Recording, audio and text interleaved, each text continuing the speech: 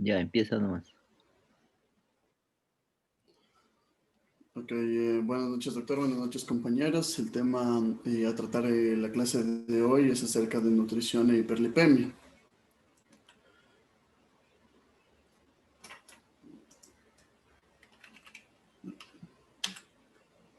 Vemos que la nutrición es un tema muy importante debido a que un arreglo en un comportamiento tan simple como es la alimentación desde una edad temprana o corrigiéndola en una edad adulta y manteniéndola hasta ahora a reducir el riesgo de la aparición de muchas enfermedades o incluso a prevenir, a evitar así la aparición directamente de muchas enfermedades que se relacionan con lo que es alteraciones metabólicas. El cuerpo humano va a tener necesidades para brindar energía, para producir los diferentes procesos químicos que en el cuerpo se realizan y también procesos dinámicos. En cuanto a necesidades nutricionales y valoración nutricional, tenemos que los nutrientes son sustancias que no se sintetizan en cantidades suficientes en el cuerpo y por lo tanto deben ser suministrados a través de la dieta de una manera adecuada con diversos tipos de alimentos. Van a brindar una cantidad adecuada de nutrición sin llegar a una sobrenutrición o una malnutrición en caso de que haya también un déficit de ciertos componentes muy necesarios para lo que es el metabolismo del cuerpo. La ausencia de esenciales va a alterar el crecimiento, va a también causar disfunción orgánica e imposibilidad para mantener el balance de nitrógeno o el estado adecuado de otros nutrientes. Como sabemos, las disfunciones orgánicas o alteraciones a nivel metabólico van a causar diferentes problemas, diferentes alteraciones, generando enfermedades y generando también problemas al momento de desarrollar las actividades diarias. Las necesidades de los nutrientes específicos van a comprender de 9 aminoácidos esenciales, también de varios ácidos grasos, 4 vitaminas liposolubles, 10 vitaminas hidrosolubles, lo que es la fibra dietética y la colina. La alimentación debe aportar también varias sustancias inorgánicas, incluido 4 minerales, 7 oligoelementos, 3 electrolitos y los ultraoligoelementos. Los nutrientes condicionalmente esenciales no son imprescindibles en la alimentación, pero deben suministrarse a las personas que no los sintetizan en la medida suficiente. Por eso se han desarrollado diversos métodos de nutrición, por ejemplo, la nutrición parenteral, para diversos pacientes que no son capaces de obtener una nutrición por sus propios medios. En cuanto a necesidades de nutrientes esenciales, ¿sí se me está escuchando? Sí, No. En cuanto a necesidades de nutrientes esenciales, tenemos lo que es la energía. De acuerdo a lo realizado en diferentes estudios, se determina que el aporte energético medio va a ser en el varón de alrededor de 2.600 kilocalorías por día. Esto en un varón estadounidense y 1.800 kilocalorías en el día. Pero estas cifras van a variar dependiendo de la talla corporal, del nivel de actividades, también del nivel de requerimientos de la persona, el estado físico y algunas otras comportamientos del metabolismo que van a requerir más o menos aporte energético. Tenemos que de las proteínas, los 9 aminoácidos esenciales que había mencionado previamente son la histidina, isoleucina, la leucina, la lisina, metionina, cistina, fenilalanina, tirosina, treonina, triptófano y valina. El consumo de proteínas se debe incrementar durante el crecimiento, durante el embarazo, durante la lactancia y la rehabilitación después de una lesión o también en caso de desnutrición. Se tiene que tener también un cuidado con lo que es la sobre alimentación con proteínas, o es decir, una dieta hiperproteica en pacientes una necesidad adecuada que las personas a la dotación de proteínas del organismo, un exceso de degradación de las proteínas va a causar una acumulación debido a la imposibilidad del organismo de eliminar estos desechos de forma adecuada, pudiendo causar entre algunas de las principales alteraciones una disfunción renal. En cuanto a grasas y carbohidratos, tenemos que las grasas van a aportar un 34% de las calorías de la dieta en personas estadounidenses. Y las grasas saturadas y las grasas trans deben también limitarse a menos del 10% de las calorías y las grasas poliinsaturadas a menos del 10% de las calorías. A ver, Existe un gran problema. hay una pregunta. Entonces, las proteínas, ¿cuántas calorías producen por gramo? O sea, un gramo de A ver, proteínas, ¿cuántas calorías tiene? el gramo de proteínas Sí. produce aproximadamente 10, era poco, 10, no, A ver, de 2 ¿quién a 5 sabe? kilocalorías. ¿Quién Son sabe? 4 o Raya. 5 calorías. Gramos de proteína pues tiene 4 calorías. Ya, las proteínas y los carbohidratos.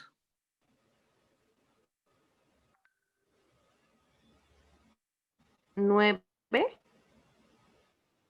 No, No sé, Doc. ya les dije una vez, las proteínas y los carbohidratos son 4, ¿sí? 4 calorías por gramo. Las grasas Las son 9. grasas son 9, ¿sí? ¿Y el alcohol? ¿Cuánto? A ver, ustedes qué saben de eso.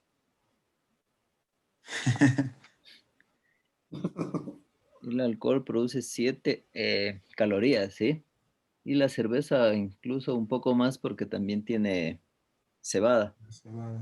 Así que pilas por ahí. Se pueden engordar también tomando trago. Ya, continúa. Ok. En cuanto a los requerimientos del agua, por ejemplo, en una persona adulta va a ser suficiente de 1 a 1.5 ml de agua por kilocaloría de energía consumida para cubrir las variaciones normales de los niveles de actividades físicas. La sudoración y la carga de solutos de la alimentación en condiciones normales. Hay que también tener en cuenta que el consumo de agua debe ser adecuado a la pérdida de agua que se está produciendo. Existen mitos como por ejemplo tomar 1 litro de agua al día, que si bien es cierto mantener un estado de hidratación adecuado es lo óptimo, no se debe ingerir de por sí digamos, tener una botella de agua y estar ingiriendo solamente agua, sino que eh, tiene que ser esto sumado a lo que es la ingesta digamos, por ejemplo, en los líquidos que tomamos con los alimentos, tiene que ser sumado para tener una adecuada reposición de los líquidos. Las pérdidas de agua suelen ser de aproximadamente 50 a 100 ml por día. Por las heces de 50 a 100 ml por día y por la evaporación o respiración, dependiendo de la carga renal de solutos, puede ser mayor a 1000 ml por día por la orina. En cuanto al consumo de alimentos de referencia y aportes recomendados, las necesidades promedio calculadas tenemos que los tipos de evidencias y criterios utilizados para establecer las necesidades nutricionales van a variar por nutriente, por edad y por el grupo fisiológico que va a tener cada persona. Es decir, una persona joven, un niño, un adulto y un anciano no van a tener el mismo requerimiento de energético porque van a tener una cantidad diferentes, una cantidad diferente de actividades y un metabolismo diferente para realizar o que se va a desarrollar en su cuerpo durante el día. Los niveles superiores tolerables a la ingestión de nutrientes. Tenemos que la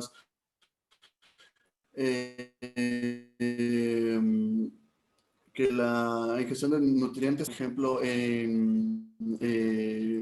un nutriente que probablemente no supone riesgo alguno de efectos adversos para la salud de la mayor parte de la población puede ser consumido en una mayor cantidad que un nutriente que puede. Las grasas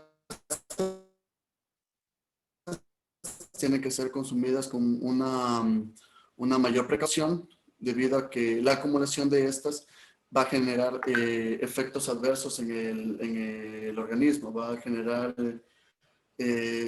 complicaciones metabólicas, complicaciones a nivel estructurales, a nivel del cerebro también cardiovascular, a nivel del ámbito vascular. Entonces son sustancias que deben ser consumidas con precaución. En cuanto a reacciones alimenticias recomendadas, tenemos que el consumo ideal de nutrientes para planificación de regímenes alimentarios de individuos es el nivel promedio de consumo de alimentos por día que cubre las necesidades de nutrientes de casi todas las personas sanas de un sexo, de edad, forma de vida o situación fisiológica. Es decir, se tiene un promedio establecido, no es obviamente una regla como tal, pero sí es una guía para identificar el número de raciones y la cantidad de comida que se debe ingerir de acuerdo a la edad, al sexo, al estilo de vida o a la situación fisiológica. Por ejemplo, como ya mencioné, no es lo mismo. Generalmente, en cuanto al sexo, un varón va a comer más que la mujer. La edad, las personas en edad jóvenes van a metabolizar mejor la comida que una persona en edad ya, o una persona en los extremos de la vida.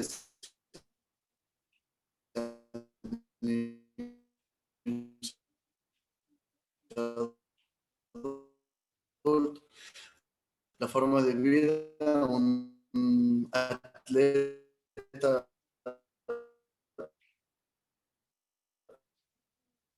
de alto rendimiento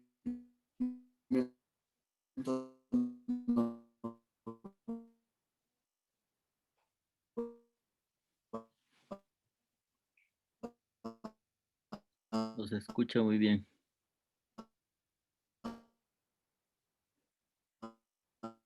va a requerir más elementos metabólicos como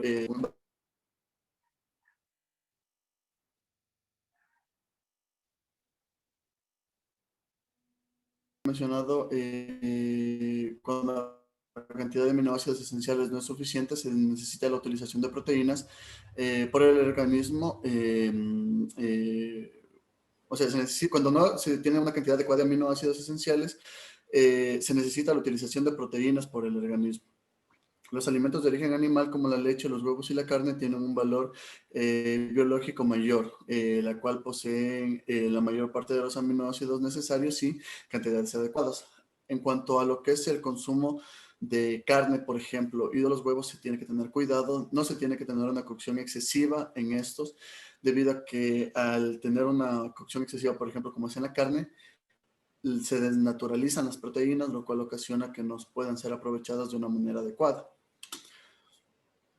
En cuanto a las vías de administración, tenemos que generalmente los nutrientes en un 99% de los casos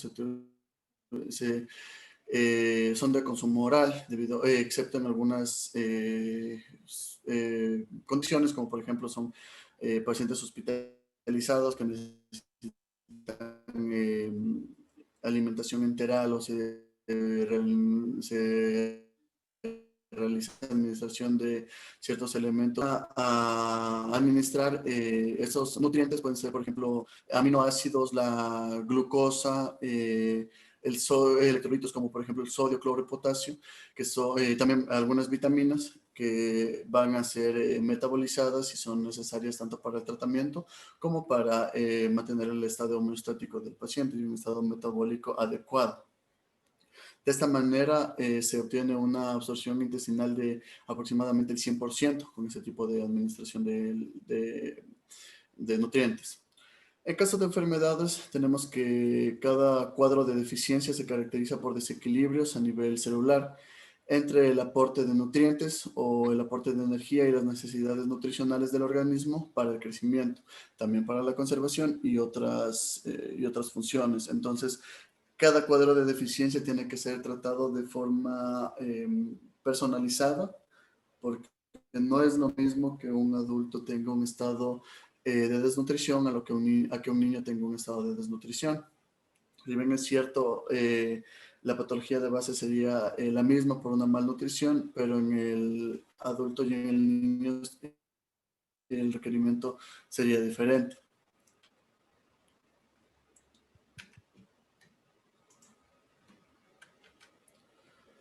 En cuanto a la valoración de la alimentación, tenemos que primero detectar lo que es la desnutrición, detectar pacientes que tengan un estado de desnutrición y tratar esto de la forma más rápida y más adecuada posible. No debemos como mencioné, administrar nutrientes de forma exagerada, sino que tienen que ser administrados de manera paulatina y permitir que el cuerpo los vaya asimilando y vaya corrigiendo los defectos que ocasiona una mala alimentación. La valoración del régimen alimentario y de otros datos para establecer la presencia o ausencia de desnutrición y cuáles son también sus posibles causas. La planificación e implementación del tratamiento nutricional más apropiado, como ya mencioné, tiene que ser una planificación, tiene que ser una instalación del tratamiento de manera paulatina y por un tiempo determinado para que se vaya corrigiendo el cuadro. Y también lo que es la revaloración, revalorar las recomendaciones para asegurar que los alimentos sean consumidos de manera adecuada y en una cantidad adecuada también. Aquí tenemos un cuadro del plan Choose My Plate, que es una guía para la planeación dietética individualizada para cada paciente. Tenemos en el factor dietético y la unidad de medida recomendada, por ejemplo, detallamos lo que son frutas, medidas en lo que son tazas, verduras también en tazas, granos en onzas, alimentos con proteínas, también por onzas, lácteos, pueden ser medidos en tazas u onzas, las calorías en kilocalorías, el sodio en miligramos y la actividad física por minuto. Como vemos, este es un cuadro en el cual podemos ir valorando cuál sería la cantidad de calorías que vamos a ir consumiendo en grado por ejemplo, bajo sería inferior a 1600 kilocalorías, moderado unos 2200 calorías y altos 800 kilocalorías. Ahora vamos a pasar a lo que es el tema de la hiperlipidemia. La hiperlipidemia es una acción en la cual vamos a ver una alteración en lo que es el nivel de lípidos o grasas que lo vamos a medir en lo que es en la sangre. En este caso, la hiperlipidemia sería un valor de lípidos en sangre elevado. Los dos tipos principales de grasas que vamos a encontrar en la sangre son el colesterol y los triglicéridos. La elevación de cualquiera de estos indica una patología que esto generalmente va a ser de un desarrollo crónico, es decir, el paciente ya lleva un tiempo con estas alteraciones generalmente una mala adiccionados con el estilo de vida, como mantener un peso saludable, limitar el consumo de alcohol, evitar el consumo de tabaco y la actividad física adecuada van a jugar un papel importante. El consumo de alcohol, y el consumo de tabaco son factores que favorecen lo que es el aumento de los niveles de lípido en sangre, mientras que una actividad física adecuada va a favorecer lo contrario, que los niveles de lípidos en la sangre se mantengan en valores normales. La hiperlipidemia es el factor de riesgo más común para el desarrollo de enfermedad cardiovascular, por lo cual va a ser importante el controlar los niveles de lípido en sangre mediante la implementación de un estilo de vida saludable, es decir, azúcar, evitar hábitos nocivos y aumentar el nivel de actividad física. De esta manera se protege estos componentes que mencioné son factores protectores cardiovasculares para evitar los accidentes cardiovasculares como infartos, como isquemias entre otros. El colesterol LDL va a ser un componente esencial que se encuentra en todas las membranas de las células humanas y que se va a requerir de forma indispensable para el desarrollo de funciones corporales. El cuerpo va a producir colesterol, la consumida en la dieta debe ser limitada, es decir, el cuerpo produce la cantidad de colesterol que va a necesitar para el desarrollo de sus funciones y no se debe este nivel de producción con la alimentación. Los niveles altos de colesterol en la sangre van a aumentar el riesgo de enfermedad cardíaca al adherirse en paredes de las arterias y causar la acumulación de placa, pudiendo formar un accidente trombótico o un accidente tromboembólico.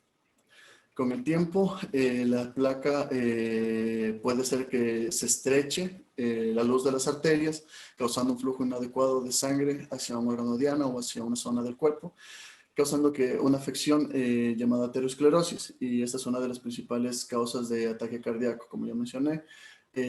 Puede causar, lo más común que cause son accidentes isquémicos debido a la obstrucción de la luz del vaso. Los graves sería un ataque a nivel del corazón, una obstrucción de lo que serían las ramas coronarias en el corazón, o también un accidente cerebrovascular en el cual una parte del cerebro va a presentar isquemia debido a la falta de irrigación por la obstrucción de un vaso.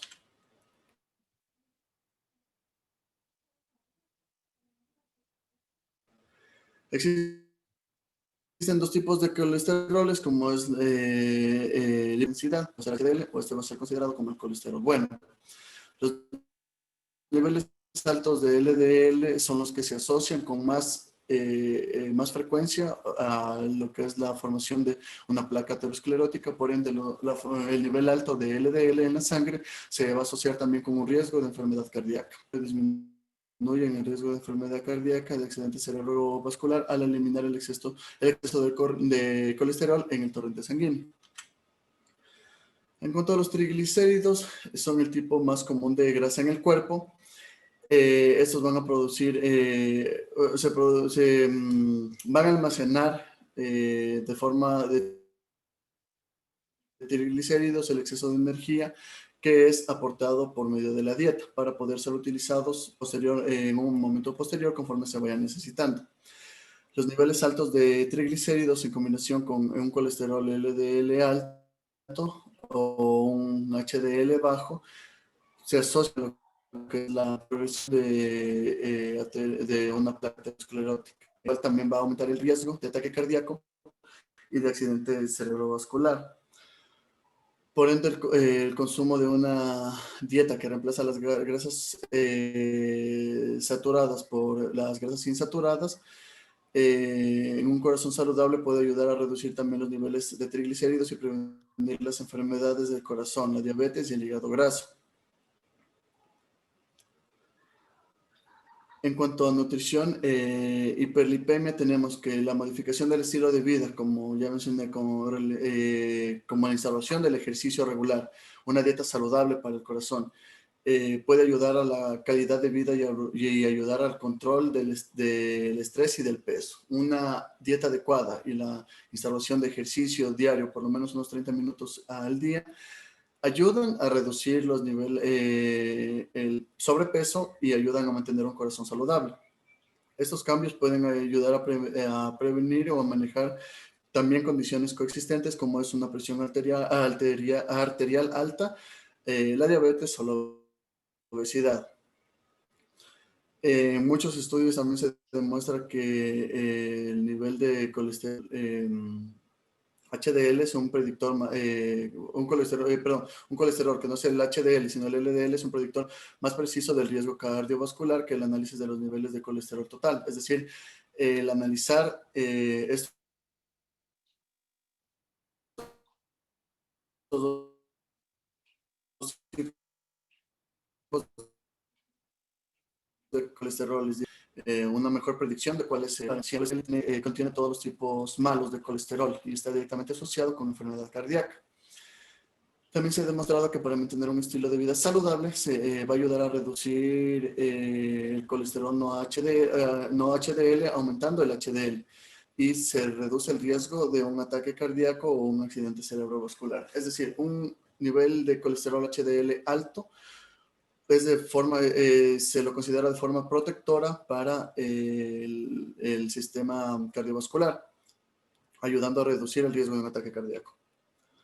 En cuanto a grasas y colesterol, tenemos que la forma más efectiva de reducir los niveles de colesterol en el cuerpo de un paciente, ya sea por una precaución que tenga antecedentes de enfermedad cardíaca, que tenga antecedentes de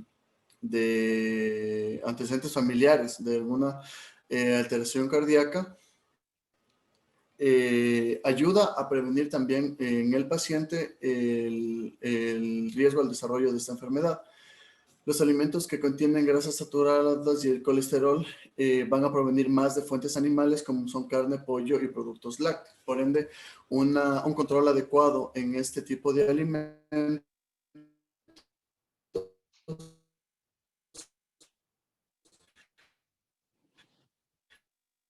semillas de lino molidas y aceite de lino, la soya, las nueces de nogal y semillas de chía. Es decir, los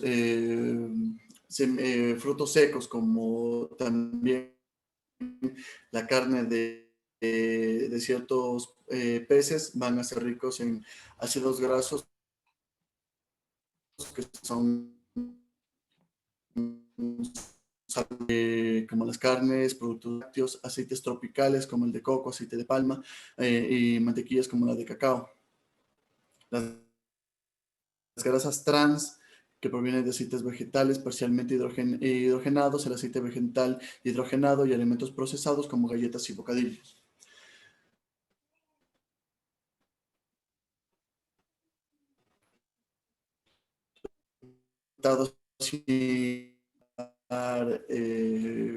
Que son que los conceptos son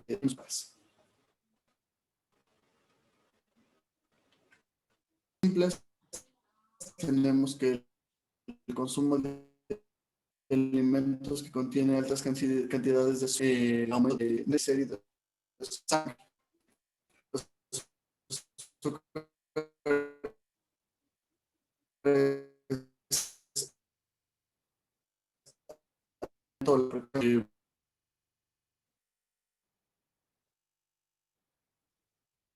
Naturales sí aumentan el nivel de triglicéridos en la sangre. Los azúcares naturales no afectan estos niveles y de esta misma manera también se recomienda su consumo para una dieta saludable.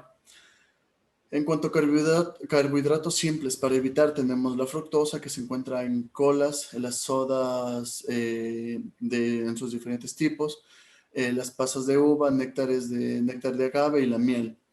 Los azúcares agregados, como por ejemplo el azúcar blanca, el azúcar morena, la miel, melaza, jarabe de maíz de alta fructosa y maltodextrina. Las bebidas azucaradas, como por ejemplo sodas o jugos, frutas como frutos secos o los puros de manzanas y otras como por ejemplo de azúcar como postres, pasteles, golosinas, cereales listos para comer, yogures que son endulzados o también el helado, son azúcares que deberíamos evitar en nuestra dieta. A ver, un El ratito. consumo de fibra es muy importante. A ver, un ratito. Verás, esta parte que pasaste es importante, ¿no es cierto? La nutrición y la salud cardiovascular. Sí. Hay muchos estudios que se han publicado sobre la relación entre el riesgo de la enfermedad cardiovascular y los diversos nutrientes, incluso con alimentos y patrones de alimentación.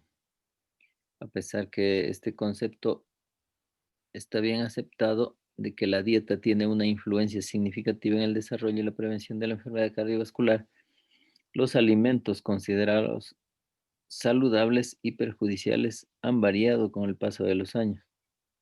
Entonces, en este estudio tiene como objetivo resumir la evidencia científica existente sobre el efecto cardioprotector de los alimentos y nutrientes que se han considerado saludables y el de aquellos a los que se ha atribuido un carácter no saludable en algún momento de la historia. Eh, para este fin se ha revisado la literatura científica más reciente empleando las palabras como la carne, el omega 3, términos relacionados con la enfermedad cardiovascular, por ejemplo, enfermedades cardiovasculares, ictus. Se ha hecho especial énfasis en los meta-análisis y las revisiones, sobre todo en Cochrane. Son los escasos estudios de intervención con un nivel de evidencia alto que respaldan los efectos beneficiosos de los alimentos saludables, como son frutas y verduras principalmente, mientras que la evidencia respalda los argumentos en contra de los alimentos considerados menos saludables, como por ejemplo lo que hablabas tú también sobre las grasas saturadas. Parece haberse debilitado con la evidencia más reciente. Entonces, en resumen, la mayor parte de evidencia que se respalda los efectos beneficiosos y nocivos de los alimentos y nutrientes se basa en estudios epidemiológicos observacionales. Los resultados de los ensayos clínicos aleatorios revelan un cuadro más confuso en el que la mayoría de estudios muestran unos efectos muy pequeños en uno u otro sentido. La evidencia más sólida es la que procede de patrones de alimentación. El conocimiento actual de la relación entre la dieta y el riesgo de enfermedad cardiovascular requiere de unas recomendaciones más individualizadas, basadas más bien en técnicas genómicas. A ver, Carol. Carol, estamos por aquí. Sí, Doc, presente. Bueno, hay otra parte de la nutrición que ahora se está hablando bastante. No sé si has revisado un poco, parece que en los foros ya revisamos sobre la inmunonutrición. ¿Qué opina usted? Bueno, según ¿me escuchan?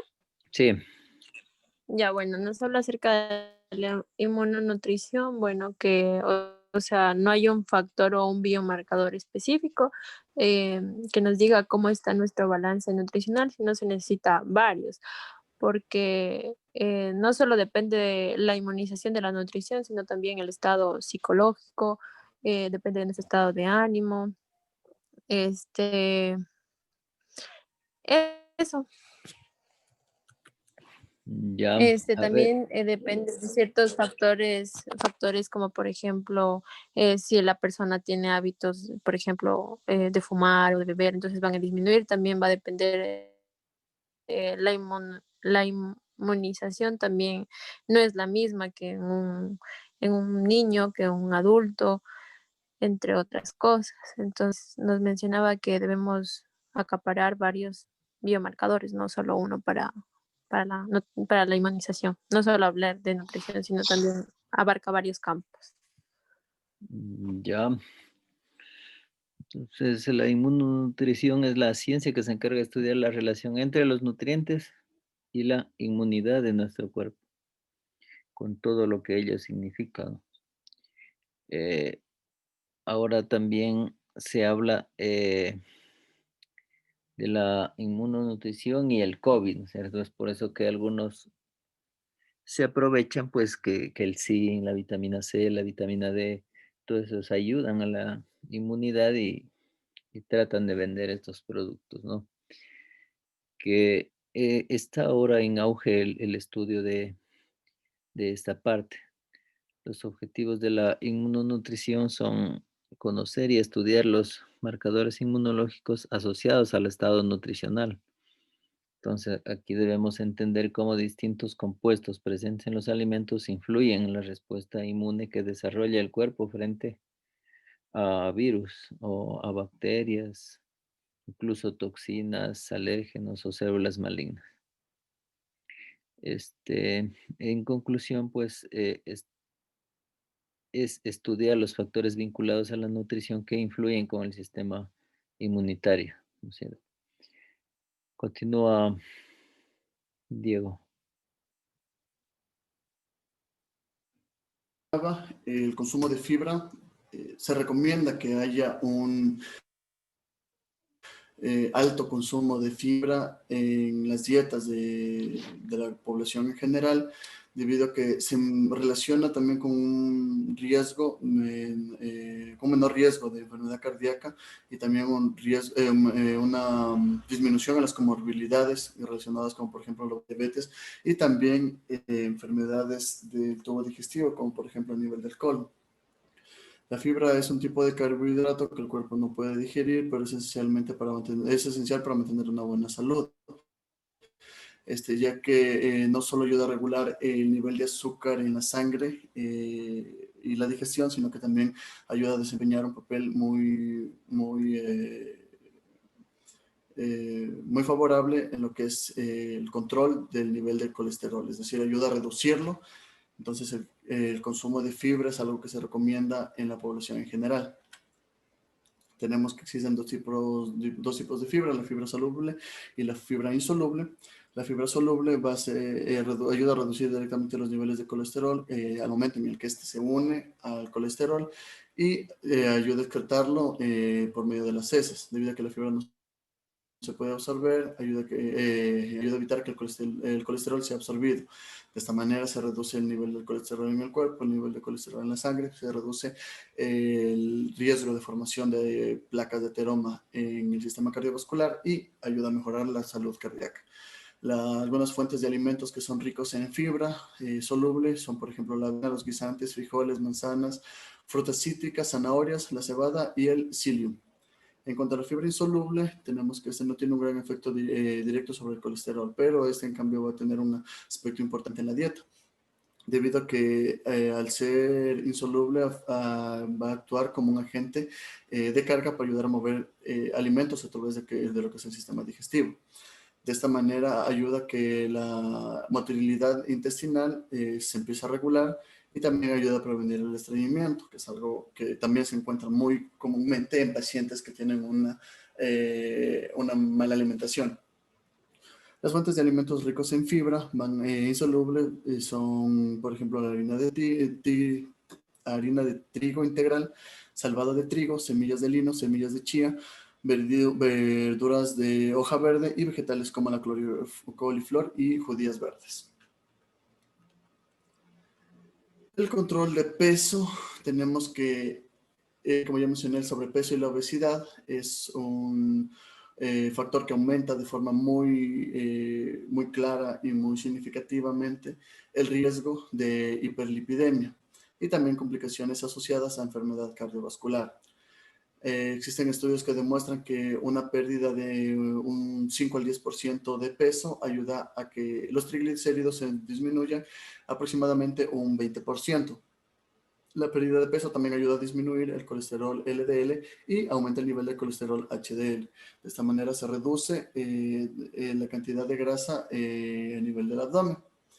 Y como recomendación, realizar por lo menos 30 minutos de ejercicio de intensidad moderada al día para ayudar a mantener un peso saludable. No, la dieta es una parte muy importante, pero la actividad física también ayuda a lo que es el control de peso y también ayuda a lo que es a la prevención de enfermedades cardiovasculares. Tenemos algunos consejos para dieta saludable para el corazón. El comer porciones de granos al día, concentrarse en lo que son granos integrales para ayudar a reducir el colesterol, como por ejemplo granos, una porción de granos, una rebanada de pan 100% integral, una onza de cereal seco, que no esté endulzado, por cierto, que es importante, trozo, pasta.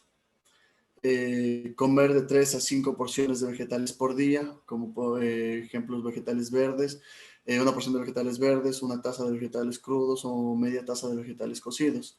Comer de 2 a 4 porciones de frutas por día, como una porción de fruta, una fruta entera o media taza de fruta fresca. Puede ser congelado, también enlatado. Se recomienda elegir opciones a productos lácteos bajos en grasas o sin grasas para limitar el consumo de grasas saturadas, como por ejemplo tenemos leche deslactosada, que o leche baja en grasa también. Como por ejemplo de porciones, tenemos una taza de leche baja en grasa que mencioné, una taza de yogur baja en grasa o una onza de queso parcialmente descremado. El límite de consumo de todo tipo de carnes a menos de 5 onzas por día.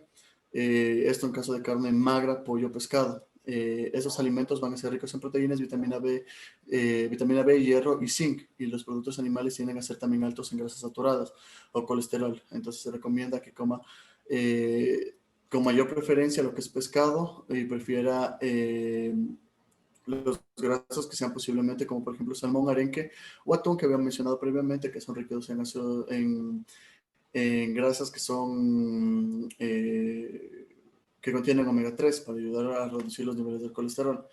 El límite de frutos secos y semillas de 4 o 5 porciones por semana.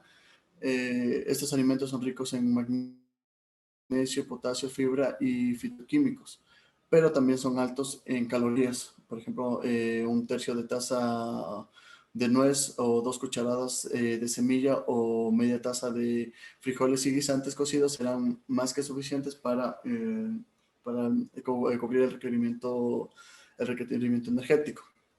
Y también un límite de consumo de grasas o aceites saludables de 2 a 3 porciones por día. Las grasas aceites son esenciales para mantener la salud, pero el exceso puede aumentar el riesgo de enfermedad vascular.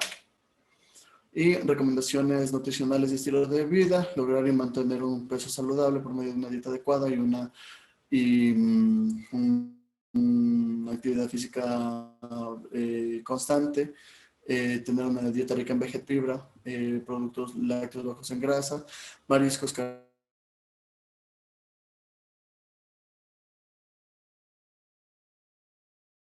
carnes magras y pollos que mantengan menos niveles de grasa, los productos a base.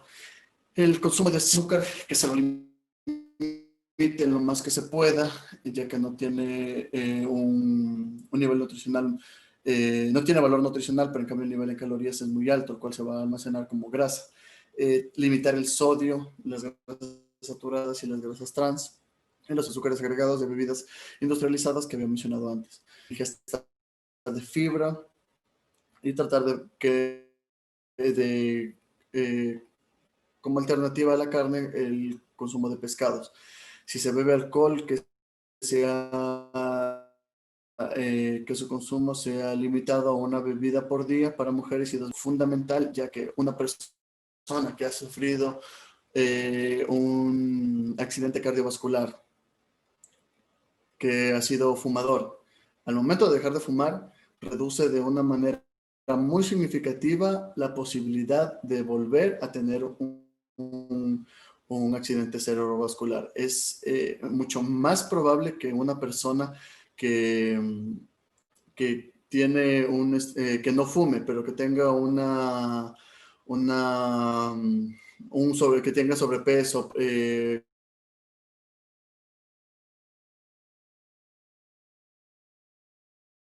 tenga presiones arteriales altas, que tenga un consumo de grasa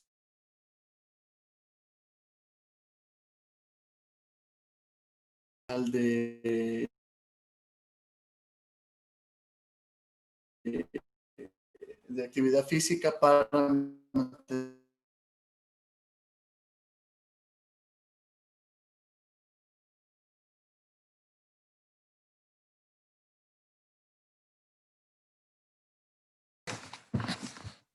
Se escucha ya.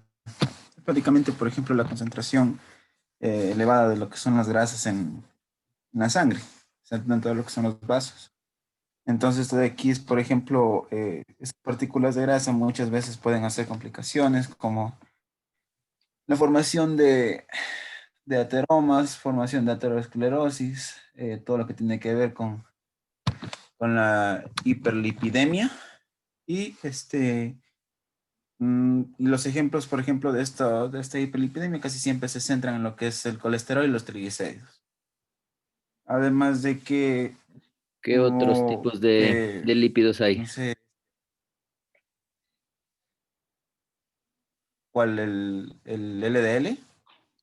Claro, los LDL, el malos HDL. especialmente. Entonces está Ajá. principal el colesterol total, triglicéridos. El ¿Ya? LDL. LDL, Ajá. el BDLDL, BDLL también, ¿no es cierto? Esos son los malos. Entonces, cuando todos estos están aumentados, hablamos de una hiperlipidemia Ujú. mixta, ¿sí? Ahí. Una de las características del síndrome metabólico y se asocia con hígado graso, no alcohólico, riesgo de diabetes tipo 2 y un aumento del riesgo cardiovascular también.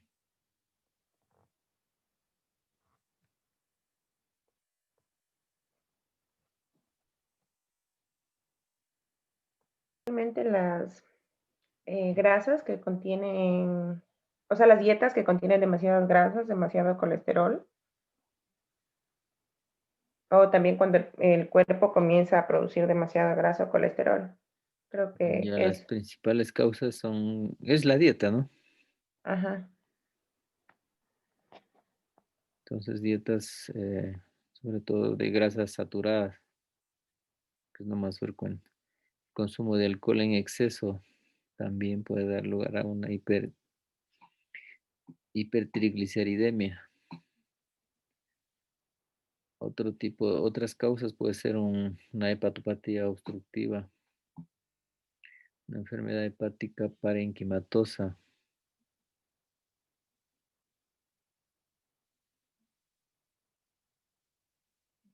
una hepatitis viral, ¿qué más?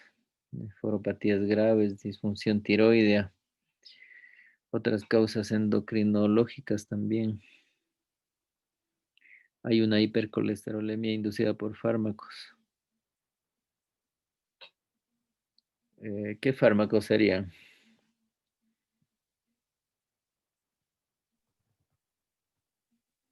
A ver, ¿quién más está? Stephanie se ha ido. Karen, ¿qué fármacos nos pueden provocar una hipercolesterolemia?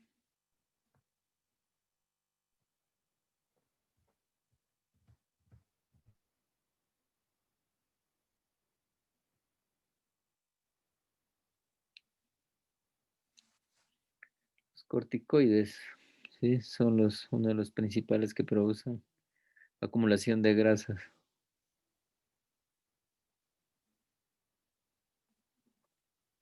Los antipsicóticos también pueden ser, ¿no? También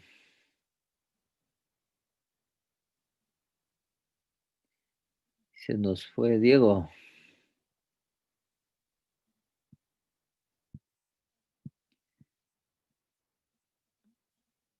Bueno, como dijimos, una dieta y un estilo de vida saludables son las mejores armas para luchar contra la enfermedad cardiovascular.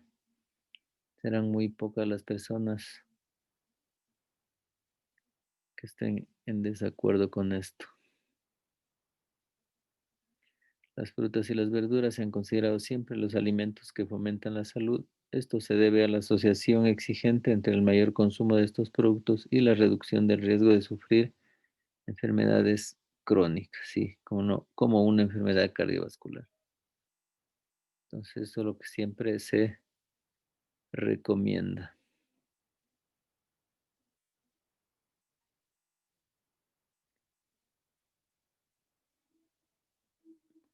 En conclusión,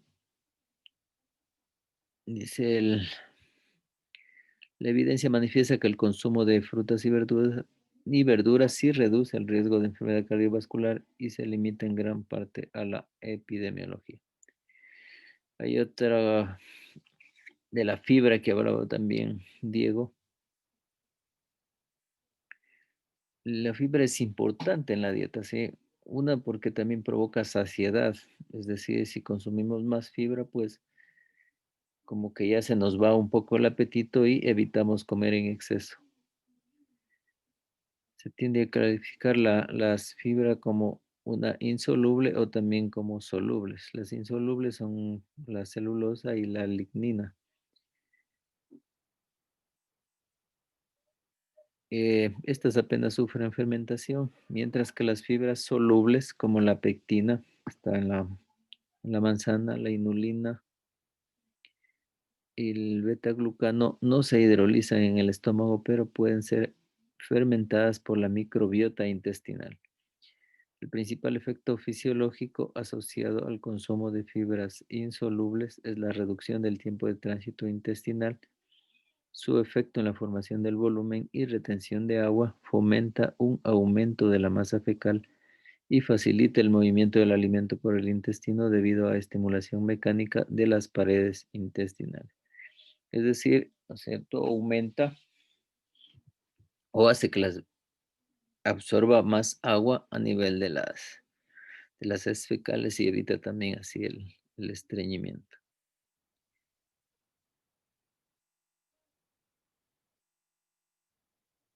Otros estudios manifiestan que se ha propuesto que la aceleración del tránsito intestinal provocada por la fibra reduce el riesgo de contraer ciertos tipos de cáncer, especialmente el cáncer colorectal, mediante la reducción del tiempo de exposición, interacción entre el epitelio intestinal y posibles agentes cancerígenos, además del efecto de dilución causado por el aumento de la capacidad de retención de agua. Entonces, en base a estos principios, manifiestan que es beneficioso para prevenir un cáncer también. Bueno, entonces hasta ahí vamos a quedar porque Diego dice que ya ha terminado. Entonces, mañana continuamos con María, creo que falta, ¿no?